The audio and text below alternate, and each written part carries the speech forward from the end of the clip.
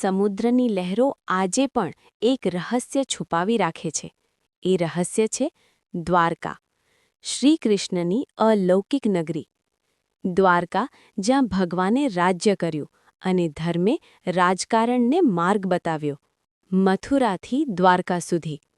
કાંસનો સંહાર કર્યા બાદ મથુરા પર વારંવાર થતા હુમલાઓથી યાદવોની રક્ષા કરવા શ્રીકૃષ્ણએ એક અદ્ભુત નિર્ણય લીધો. તેમણે પશ્ચિમ દિશામાં અરબી સમુદ્રના કિનારે એક નવી રાજધાની વસાવવાનો સંકલ્પ કર્યો, અને એ હતી દ્વારકા.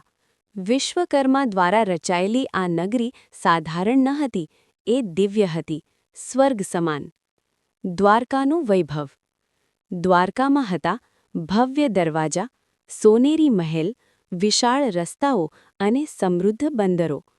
આ નગરી માત્ર ધનથી નહીં, પણ ધર્મ, ન્યાય અને કરુણાથી સમૃદ્ધ હતી.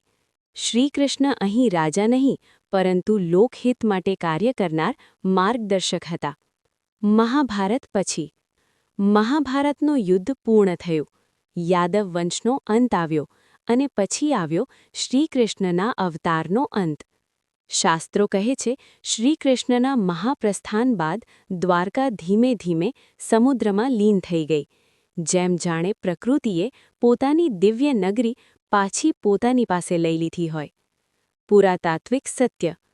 આજે વૈજ્ઞાનિકો અને પુરાતત્વવિદોએ સમુદ્રની અંદર ડૂબેલી દ્વારકાના અવશેષો શોધ્યા છે.